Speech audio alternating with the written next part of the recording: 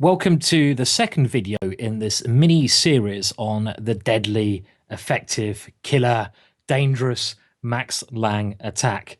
What about that for an introduction? You've got to play the opening now. And this really follows in our spicy series on aggressive and dangerous openings, gambit openings, openings where you try to smash your opponent quickly within the first hour of play. Now, this game was a beautiful game and it ends in a beautiful checkmate. This is where my love for this opening came from this game. So, as well as trying to learn something from the opening, keep your eyes open for some sparkling tactics.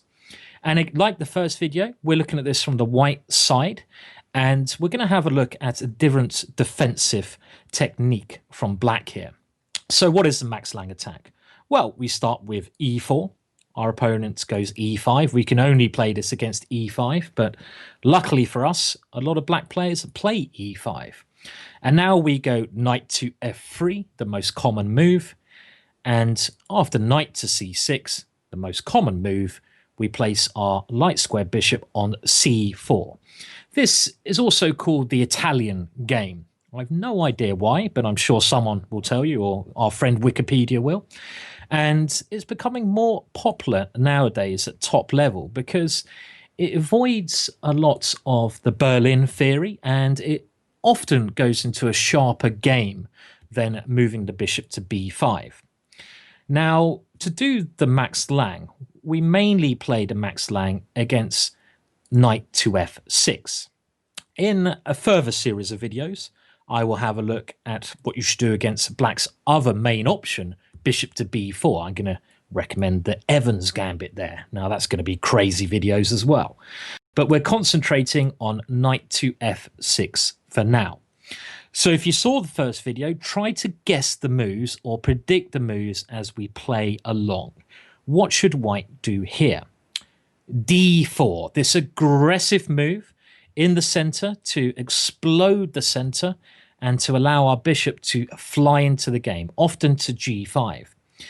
Now, a lot of people play this position slower with white and they play d3, but this will lead to a long maneuvering game, and that's not the kind of thing I'm interested in. Obviously, sometimes we have to play long maneuvering games, but I'm not going to do a video on them because I've got to stay awake. So our video is concentrating on d4. Black really has no option except to take this pawn on d4. If he took with a knight, well, here we could go knight takes e5 even, and there's a big problem on f7 and on d4. So after the move d4, black should capture with the pawn on d4. Knight takes e4 here looks very risky move, and there's a number of good options for white. Simply pawn takes pawn is okay, but you could also consider something adventurous like pawn to d5 here. So no one plays this at top level. Everyone goes pawn takes d4. And now, can you remember the next move? Development speed. When you gambit, you've got to play with speed. You've got to play quickly. There's no point messing about. So castling is the move we're concentrating on. Now, another junction has appeared here. Black has two main moves, knight takes pawn or bishop c5. Like in the first video, we're going to concentrate on bishop c5 first. What should white play here? Can you remember? It's to do with Eddie the e-pawn. Go, Eddie. Go, go, go. Go, Eddie. Go, go, go. Eddie be good. So you've got to push old Eddie up the board. Now, black has to counter-strike here. I mean, where else can he move the knight? There's no good squares to move this, and he certainly doesn't want to put this piece home again. So d5 is black's only option to avoid a very bad game. And now we've got to get Eddie moving. Pawn takes f6. Black has to capture our bishop. Pawn takes c4. Now we should use the open file. Rook to e1 check. In the last video, black played bishop to e6, but we're concentrating on king to f8 in this game. This tries to keep the king on the king side and defend the g7 pawn. So what should we do here? Well, there are a number of moves, but the move I'm going to recommend you play involves a gambit of another pawn. So we're going to play in true romantic style. And the move I'm recommending is bishop g5. Remember this move. This is often a key move in the Max Lange attack. Now, what's the idea of this rather strange move? I say rather strange because black can take on f6. Well, the idea is if black doesn't take on f6, we're going to go pawn takes g7 with check, and next move we're going to take the black queen. And that would be yummy, yummy queen munching happy times. So black really has to take on f6. And by playing our bishop here, we forced this move. And now we can go bishop h6 check. Black has only one move. That is king to g8. And by sacrificing this pawn, we have trapped the black king in this rather uncomfortable corner of the board. And look at this rook on h8. I mean, this rook on h8 is just a stupid piece. That rook is really angry with the king. That is saying to the king, why have you not castled? What have you done to me, king? I'm never going to defend you again, king. Look at me in the corner there. I'm not happy with you.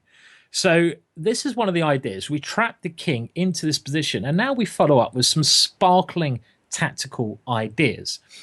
So like the first video, we now got to think, is there an immediate way to an attack? Well, there's not really. We kind of like to get our queen over towards the king, but we can't go queen g4 at any moment because it's taken. So we should try and look at ways to increase the pressure and to develop our remaining pieces. And now a brilliant move. Knight to c3. A beautiful move. Watch how the white knights create some mystical stuff on the board here. You develop the knight into a seemingly impossible situation, because what happens if black goes pawn takes knight? Well, I'm not going to answer that question. I'll let you guys discuss that between yourselves. White has a forced checkmate here. So black cannot play this move. Now, most games here continue with bishop to g4, and that's what we're mainly going to look at. I think in actual fact, black's best move here is bishop to f8, trying to get rid of the bishop on h6 and give the king a bit of movement here. Now, you have a couple of options in this position. I think simply bishop takes f8, king takes f8, and knight to e4 is the way you should continue with very good compensation. The queen wants to come to d2 and into h6 with a big attack still. This is the way I play it. There was one beautiful game here where white tried knight takes d4. Now, I don't really believe this move because black can play bishop takes h6 here, and after a little sequence of events get a better position. But this knight takes d4 is a very tricky move. For example, if black plays the kind of obvious move here, knight takes d4, what is white's idea? Can you see white's idea? And often in this Max Lange attack, it's to do with the back rank. Well, here, white can play queen takes d4, a sparkling queen sacrifice. And if queen takes d4 here from black, what's the idea? Well, rook to e8. And at some point, black won't be able to stop rook takes f8 checkmate. So these are kind of the tricky tactics you should really enjoy playing if you're going to play such gambit lines. So let's go back again and just rerun this. I love doing this when we're doing videos, just to get the ideas into your mind. And after this move d4, the Max Lange goes pawn takes d4, castles, bishop c5, and now use Eddie, e5. Black has to counterattack. We take on f6, and now we check. And if king f8, what's the move here? Can you remember it? Bishop g5, forcing pawn takes pawn. We trap the king in the corner, and now we play knight to c3, this rather flash move. And after bishop to g4, what should we do here? Well, now that the queen on d8 is defended by the rook, black has more control of the back rank here. But why did we move our knight to c3? Where is that piece headed? Knight to e4, of course. The knight comes in to attack the bishop and pressurize the pawn on f6. Now, black in this game played b6, and here white actually played a slight mistake. There's an amazing tactical idea here, and I will show it to you because it's a common idea. Let's just think what's weak in black's position. Well, if the queen was not defending f6, knight takes f6 would be game over. It'd be checkmate. In actual fact, I'm going to ask you to pause the video, see if you can find this tactic first. So pause the video now. I'll give you a second or two. The tactic that is amazing here is knight takes d4. A simply astonishing idea. This threatens queen takes bishop with checkmate. So black has to take our queen, and now knight takes c6. And our knight attacks the black queen, and the black queen has no good way to defend f6. So this is already very good for white. So obviously that would be the way I'd suggest you play. But let's just see how the game went, because it's a very similar motif in the game. White played c3, and this is aiming to force black to move the d-pawn, well, hopefully by capturing here, because then we can get rid of the defender of f6 by simply exchanging queens and playing knight takes pawn, checkmate. So in this game, black played knight to e5, and what do you think white should play here? A very similar tactic to what we just saw. White to play. What is white's best move? Pause the video if you need to. White should go knight takes e5. Another queen sacrifice. Bishop takes queen. And did you see the real point behind white's move? Well, you could go knight to c6 here, but in actual fact, you can force checkmate with a simply astonishing move. Knight to d7. What a beautiful move. And the point of this, again, is to home in with knight takes f6. This is the main idea. Black can't go queen takes knight because he moves away from defense of this pawn. Knight takes f6 would be checkmate. The queen can no longer eliminate that attacking piece. There's only one way black can try to defend e7, and that is with bishop to e7. Now, again, the last moment, I'm going to ask you to pause the video. White can force checkmate here. And this combines two motifs, the back rank and the f6 pawn. So pause the video and try to find the checkmate here.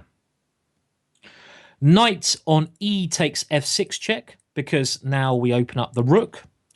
Black can't move the king. He has to take the knight.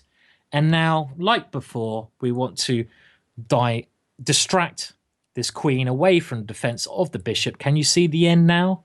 This is the end. The only end again. Rook to e8 check. Put that in your pipe and smoke it. Queen takes e8. Knight takes f6, checkmate. A simply astonishing idea. Well, I hope that's inspired you to give the Max Lange attack a go. And it occurs normally after knight to f6, the d4 takes, castles, and then we use the e-pawn. If bishop c5, e5. There's only one more video in this Max Lange attack, which I'm going to do, and I suggest you go out, enjoy the opening, give it a whirl on chess.com. Hopefully you'll win lots of games. And leave your comments below. I'll be back again for more videos. Thank you so much for watching this video. Goodbye for now.